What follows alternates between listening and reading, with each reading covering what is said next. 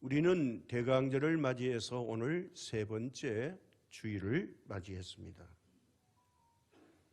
대강절을 왜 준비하느냐? 성탄절을 의미 있게 맞이하려면 준비를 잘 해야 됩니다.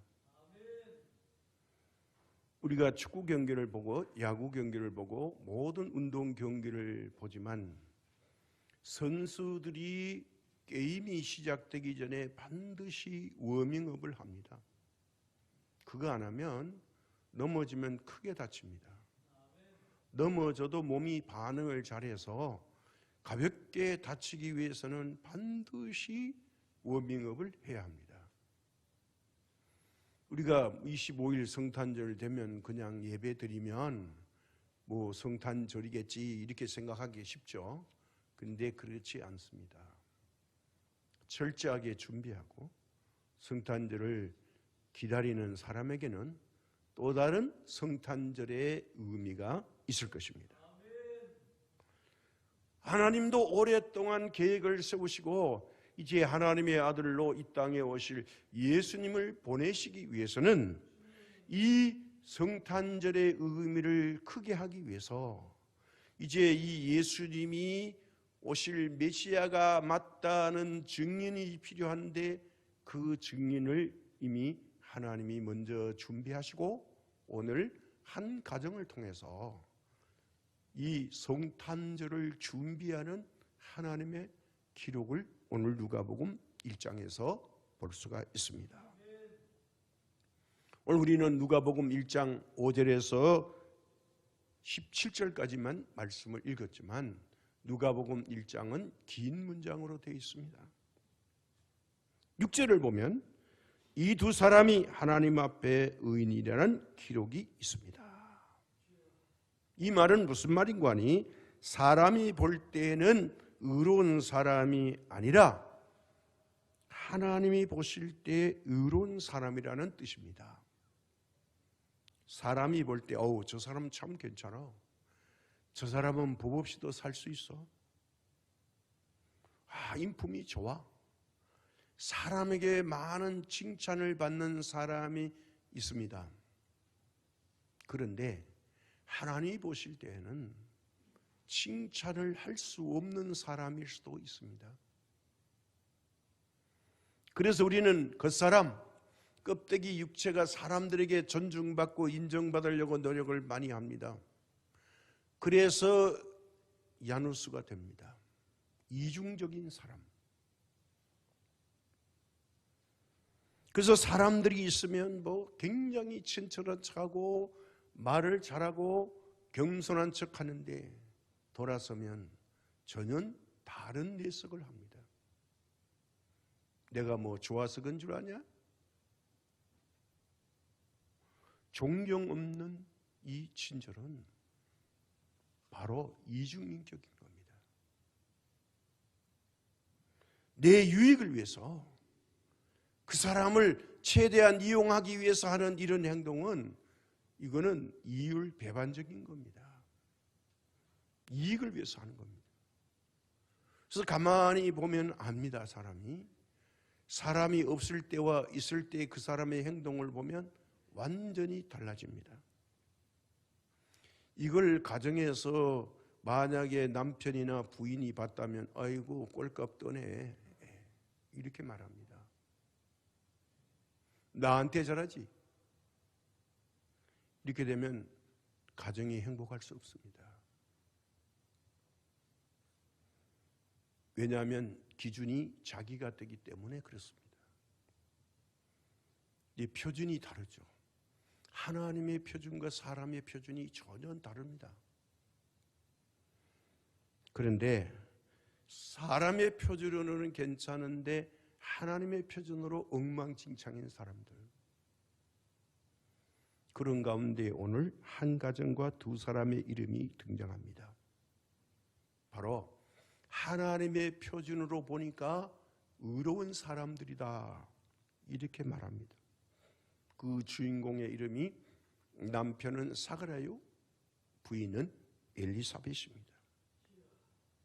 그래서 오늘 우리가 준비된 사람을 어떻게 쓰시는가 하나님이 큰 사건에, 큰 일에 어떻게 하나님이 사람을 쓰시는가 보니까 준비된 사람을 사용하신다는 거예요. 그래서 오늘은 본문을 기준해서 하나님의 표준으로 의로운 사람들이 주는 교훈을 살펴보려고 합니다. 복잡하지 않고 어렵지 않습니다. 먼저 가정입니다. 5절에서 7절에 보면 이렇게 말씀했죠. 유대 왕 헤롯 때의 아비야의 반열에 제사장 한 사람이 있었으니 이름은 사가랴요. 그의 아내는 아론의 자손이니 이름은 엘리사벳이라.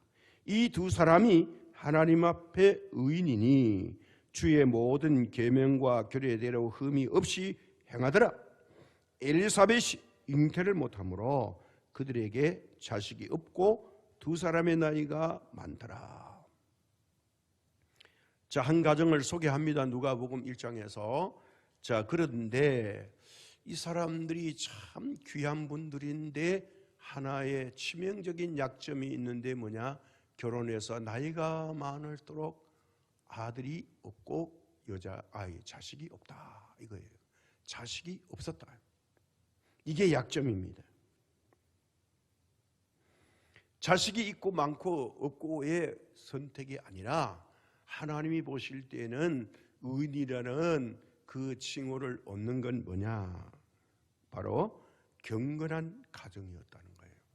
5절에 이렇게 말하죠. 이 유다 왕 헤롯 때에 아비야의 반열에 제사장 한 사람이 있었으니 이름은 사가랴요. 그의 아내는 아론의 자손이니 이름은 엘리사벳.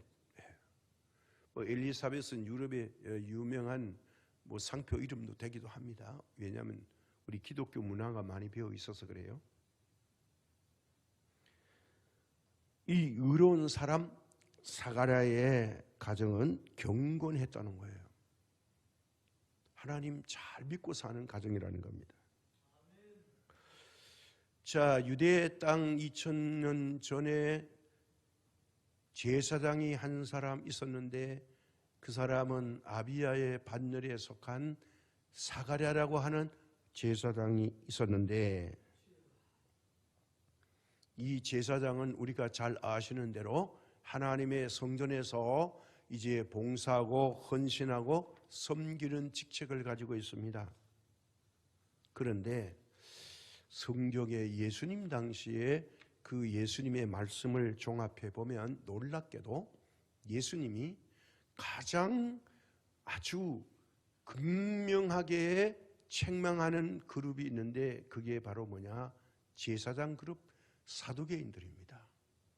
사두개인들은요 이스라엘의 사내들인 공의회 이 70명에서 72명을 이루어 가지고 유대인들의 이 종교적 지도자가 되는데 바리새파 사람들보다 숫자가 작음에도 불구하고 이 사람들이 언제나 사내들인 공의회 의장을 합니다. 누가 하느냐? 그의 대제사장이 합니다. 그래서 이 대제사장은 제사장 그룹은 어디에 속하느냐? 사두개파에 속합니다. 사두개인들인데 이 사람들은 부활도 없고 천사도 없고 내세도 없어요. 이거 아주 참 아이러니컬한 이야기입니다. 그런데 이 사람들이 정신적 지주가 되는 거예요. 그러니 예수님 볼 때의 책망의 가장 큰 대상의 1번이 누구냐? 사두개인들입니다. 제사장들이라 이 말이에요. 자, 그런데 이 책망 많이 받고 이중인격 가진 이 사람들 중에 이 사가랴라고 하는 분은 칭찬을 더 이상 할 수 없을 정도로 칭찬의 일색을 받고 있는 제사장이었습니다. 얼마나 이 사가랴가 하나님을 진실이 믿고 승성하고 헌신하고 봉사했는지 알 수 있습니다. 정말 믿음의 사람이었다는 겁니다. 다른 제사장과는 저는 다른 모습이었다는 거예요. 그리고 여자 중에 또 한 사람이 있었는데 그분이 누구냐? 바로 사가랴의 부인 엘리사벳이었습니다. 이 엘리사벳은 이스라엘의 초대 대제사장인 아론의 후손 중에 한 사람이었다는 거예요. 하나님을 잘 믿는 가문이었습니다. 그러니까 이 두 사람이 젊어서 만났는데, 자, 하나님을 잘 믿고 봉사 잘하고 헌신 잘하는 처녀 총각이 만나서 한 가정을 이루었단 말이죠. 이 가정은 처음부터 믿음으로 시작했다는 겁니다. 한마디로 하나님을 잘 믿고 봉사 잘하는 처녀와 총각이 만나서 가정을 이루었으니 얼마나 이게 복된 가정입니까? 두 사람은 이 하나님께 봉사하고 헌신하고 섬기는데 뭐 이유가 없습니다. 왜요? 같은 믿음을 가졌으니까. 헌신하자도 아멘. 봉사합시다. 아멘. 하나님 잘 섬깁시다. 아멘. 다툼이 없었습니다. 그런데 우리가 신앙생활 잘하고 싶은데 남편분이 취미생활에 빠져가지고 교회는 무슨 얼어 죽을 교회? 가지마. 다른 건 다 괜찮은데 교회는 가지마. 이렇게 박해하고 홀대하면 이 아내분이 신앙생활하기가 대단히 힘들죠. 남편이 열정이 있는데 아내가 이렇게 핍박을 놓는다면 이 가정도 불행합니다. 주일날이 괴로운 거예요. 왜 주일날 교회 가려고 하냐? 이거 와도 즐겁지 않죠. 불행한 겁니다. 얼마나 괴로울까요? 근데 취미생활하고 간 남편이 오늘 교회 갔나 안 갔나? 괜히 취미생활하면서 신경 써요. 왜요? 못마땅하니까. 이거 대단히 어려운 거예요. 그러므로 우리 남자 여자가 가정을 이루어서 이제 믿음으로 산다는 게 참으로 복 중에 복인 줄로 믿습니다. 오늘 함께 오신 여러분 복 중에 복을 받은 거예요. 세상 돈 좀 없어도 괜찮아요.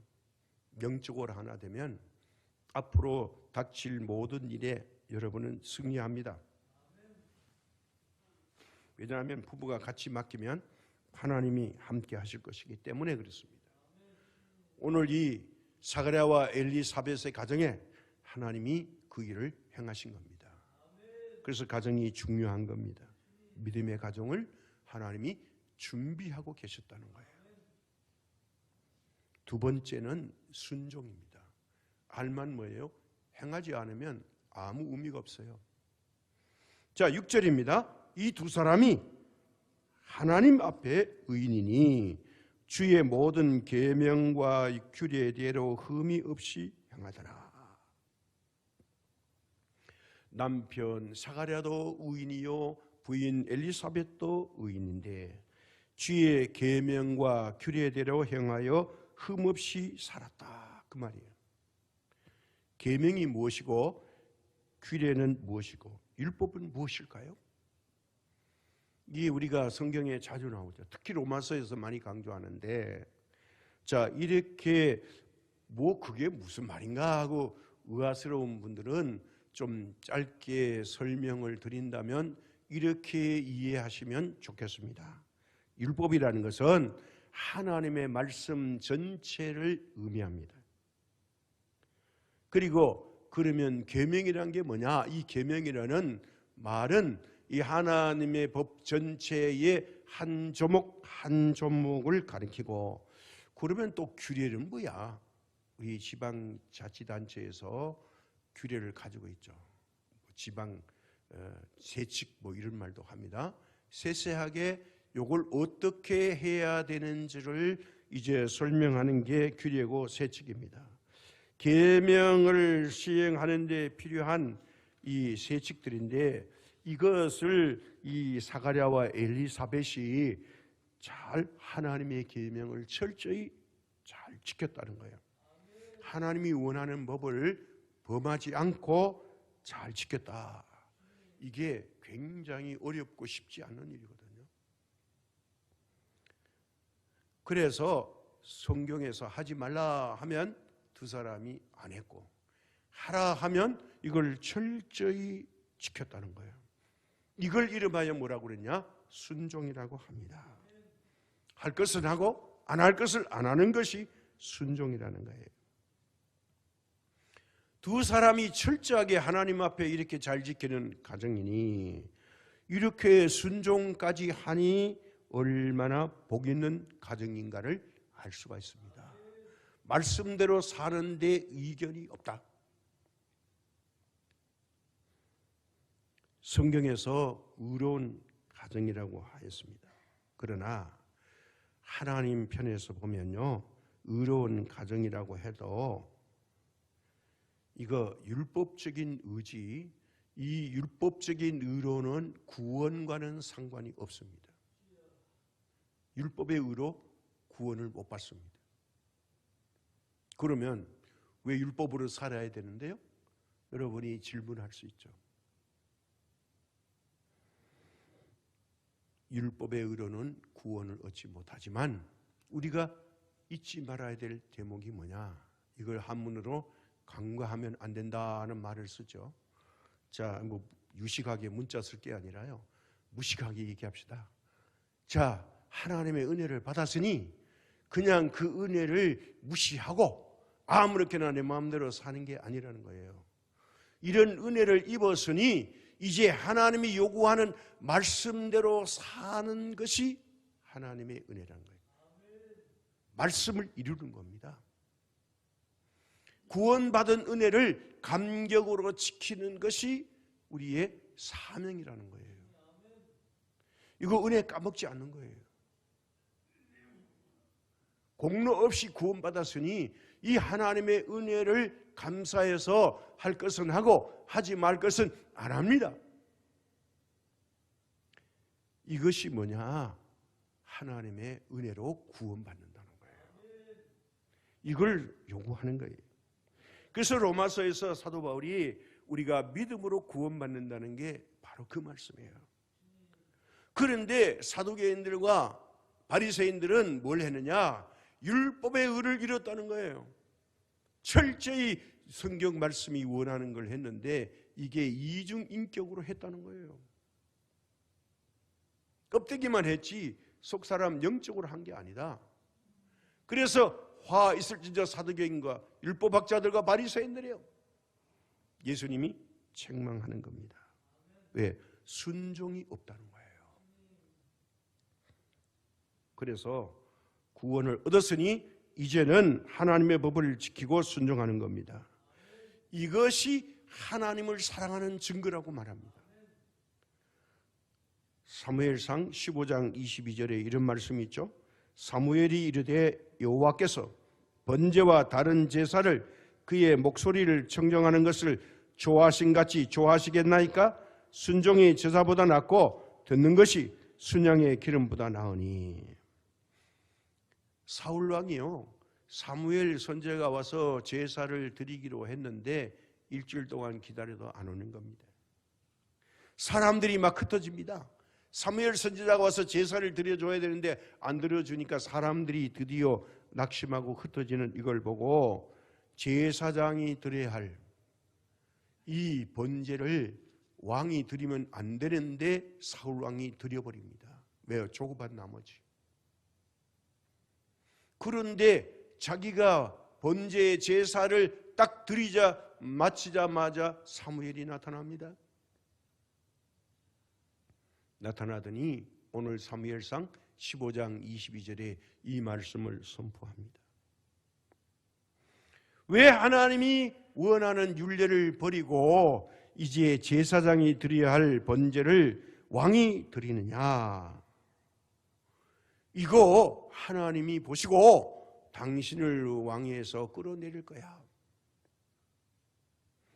순종이 제사 드리는 것보다 나은데 안 와서 못 드리는 건 당신 책임이 아닌데 안 오는 책임을 사무엘이 질 건데 왜 당신이 책임져 가지고 하나님이 하지 말라는 걸 했냐? 하나님이 당신의 나라의 왕위에서 쫓겨나게 하겠다. 순종하는 것이 하나님을 사랑하는 것이라고 말했습니다. 요한일서 5장 3절에 이렇게 말하죠. 하나님을 사랑하는 것은 이것이니 우리가 그의 계명들을 지키는 것이라. 그의 계명들은 무거운 것이 아니로다. 일부 예배 때 이 말을 잘못해가지고 제가 깜짝 놀랐습니다. 그의 계명들은 무거운 것이 아니로다. 뭘까요? 순종하기로 마음먹고 그렇게 결심하면 이건 무거운 것도 아니고 어려운 게 아니라는 거예요. 순종 안 하고 내 표준, 내 기준으로 내가 주인이야. 내 삶은 내가 사는 거야. 내 멋대로 살아. 간섭하지 마세요, 하나님. 자, 그렇게 되면 아이고 이걸 어떻게 다 지켜? 이렇게 살면 아이고 어떻게 신앙생활에 자유가 하나도 없네. 세상 사람보다 더 고생스럽네 이거. 갈등이 생기면 마귀가 찾아와서 꼬드깁니다. 그래 맞아. 야, 좀 즐기면서 사는 거야. 뭐 그렇게 복잡하게 살아. 그리고 코리탑을 하잖냐? 주일만 되면 교회 가는 거. 등산도 좀 가고 낚시도 좀 가고 뭐 취미생활 좀 하지. 근데 하나님은 안식일을 구별하여 거룩히 지키라고 했어요. 우리를 골탕 먹이시려고요? 무거운 짐 되게 하시게 하시려고요? 절대로 아닙니다. 순종하는 사람에게 하나님의 또 다른 계획을 준비하신다는 거예요. 이게 사가랴와 엘리사벳이 보여주는 거예요. 이 순종을 잘하려면요, 두 사람이 하나가 되어야 됩니다. 우리가 순종을 잘하려면 하나님을 사랑해야 됩니다. 하나님을 사랑하지 않으면 순종할 수 없습니다. 세 번째 중요한 게 뭐냐? 사랑이에요. 7절에 엘리사벳이 잉태를 못함으로 그들에게 자식이 없고 두 사람이 나이가 많더라. 자, 젊어서 믿음으로 하나 됐습니다. 행복하긴 합니다. 금슬도 좋습니다. 문제가 없어요. 나이가 많아서도 문제가 없어요. 이걸 유일하게 지탱할 수 있는 건 순종과 부부간의 사랑이었습니다. 나이가 많아서 얘 죽을 때가 됐는데 야, 우리는 어쩌다가 자식이 없냐? 임시 못하는 당신이 문제 있는 거 아니야? 막 이렇게 물을 수 있죠. 성경에도 그런 사건과 이야기가 많았잖아요. 늦기까지 자식이 없어도 부부의 금슬에는 문제가 없었습니다. 그래서 사가랴는 변함없이 자식을 임신하지 못하는 엘리사벳을 사랑했다는 증거입니다. 다른 여자에게 전혀 관심이 없었습니다. 근데 딸만 낳는다고 새롭게 장가드는 사람 뭐 많잖아요. 구약에 특히 더 심했죠. 그런데 사가랴는 자기 아내만 생각하고 끝까지 열정으로 아내만 챙겼습니다. 결혼해서 죽을 때까지 변함없는 사랑을 주고받는 사랑 충만한 가정이었습니다. 하나님께서 이것을 눈여겨보셨습니다. 순종만 본 게 아닙니다. 하나 되어 있는 똘똘 뭉쳐있는 사랑의 가정. 제가 별로 좋아하지 않는 사람입니다. 만해 한용운 씨가 쓴 시 가운데 이런 아름다운 글이 있어서 인용해 보려고 합니다. 이 한용운 씨가 쓴 부부 사랑의 한 편의 시가 있는데 제목이 뭐냐면 사랑하는 까닭에, 이런 시 가운데 세 가지를 인용해 보려고 합니다. 첫 번째가 뭐냐면 내가 당신을 사랑하는 것은 까닭이 없는 것이 아닙니다. 다른 사람들은 나의 젊음을 사랑하지만 당신은 나의 백발도 사랑하는 까닭입니다. 이런 겁니다.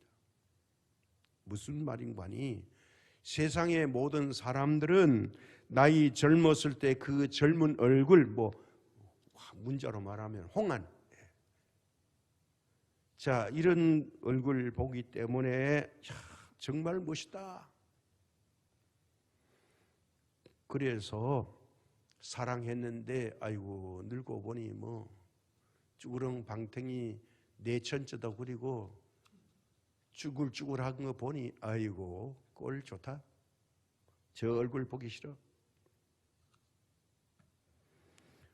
늙으면 겉들어 보지도 않고 멀리하는 이런 세상이 됐죠.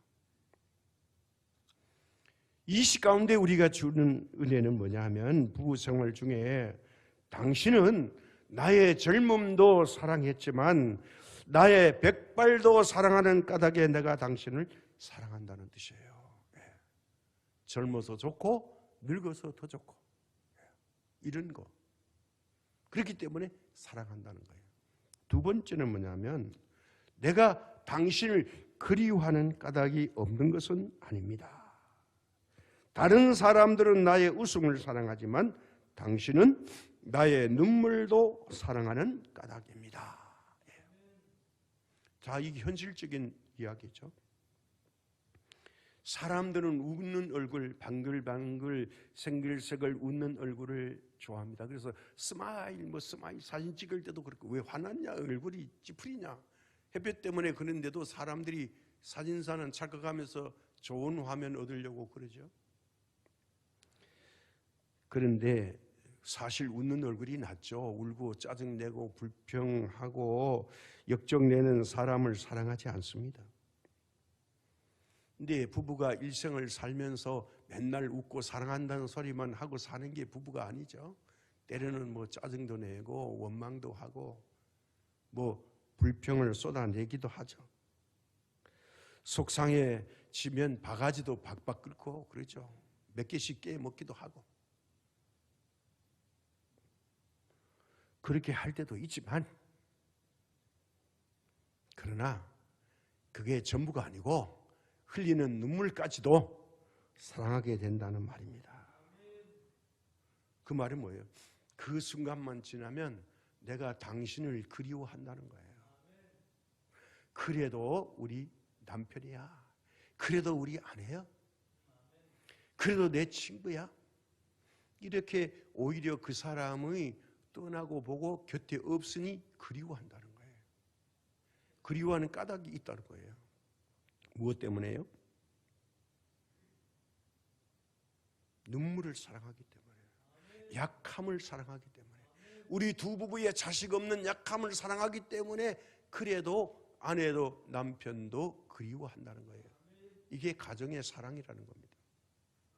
세 번째는 내가 당신을 기다리는 것은 까닭이 없는 것이 아닙니다. 다른 사람들은 내가 건강할 때 사랑하지만 당신은 나의 병든 몸도 사랑하는 까닭입니다. 자, 이 대목에서 우리 한번 생각해 보겠습니다. 자, 보통의 경우는 건강할 때 좋아하죠. 또 병들어 눕게 되면 외면하고요. 돈벌이 잘하면 아이고 귀하다고 그러고, 실직하거나 사업이 잘 안 되면 아이고 꼴 좋다.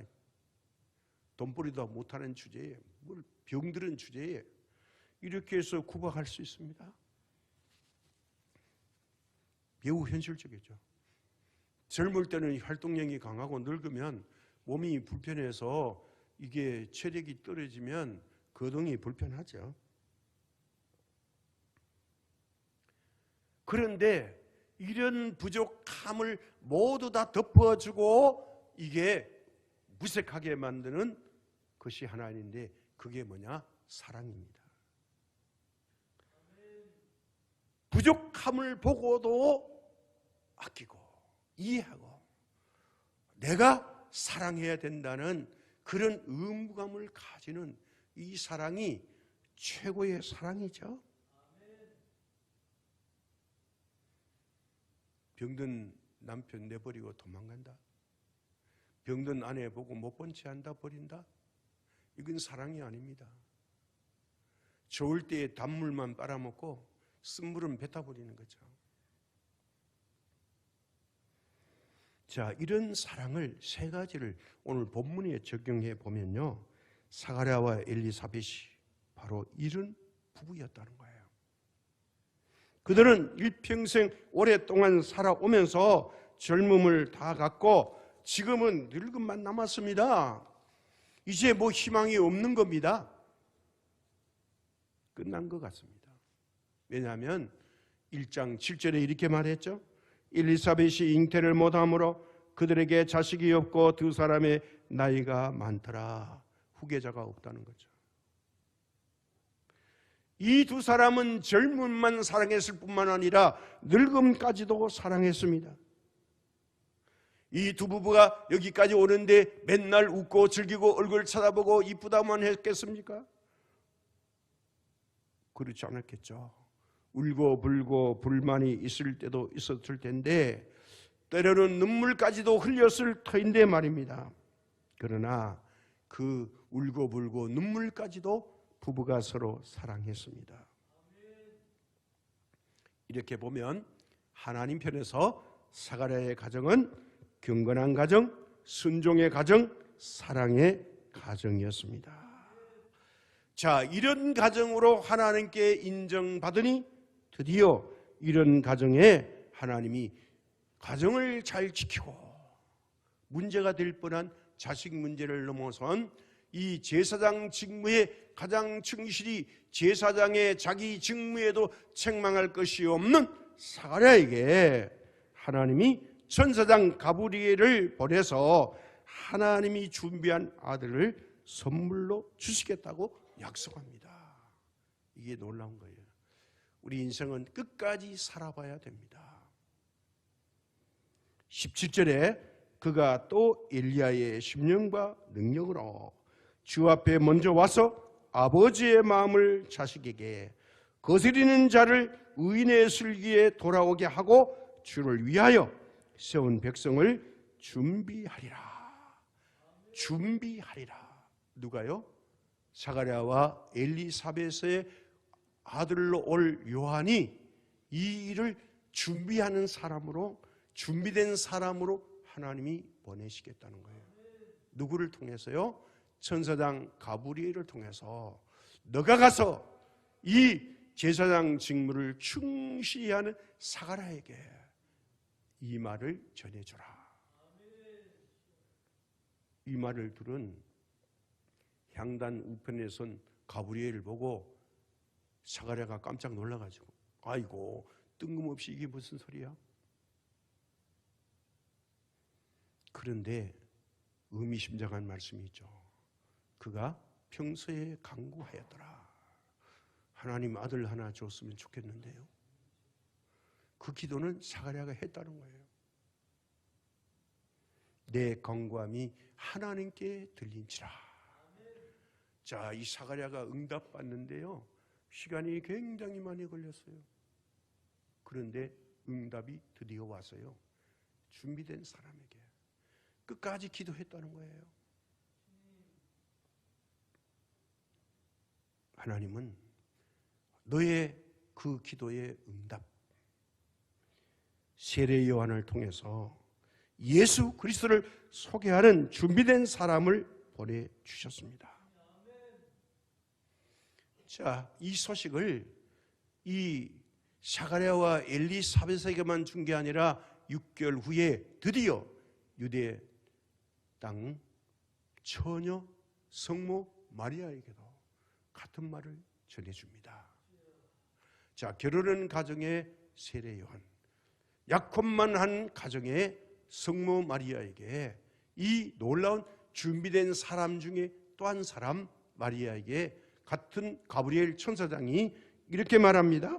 36절에 보라, 내 친족 엘리사벳도 늙어서 아들을 배웠느니라. 본래 임신하지 못한다고 알려진 네가 이미 6달이 되었나니. 엘리사벳과 마리아는 친척지간인데 잘 알고 있어요. 그런데 그 엘리사벳이 지금 아들을 임신했다? 이게 증거다? 너는 더 큰 일? 바로 예수님을 잉태할 거다. 많은 여인 중에 준비된 여인, 이 여인을 우리는 성모 마리아라고 합니다.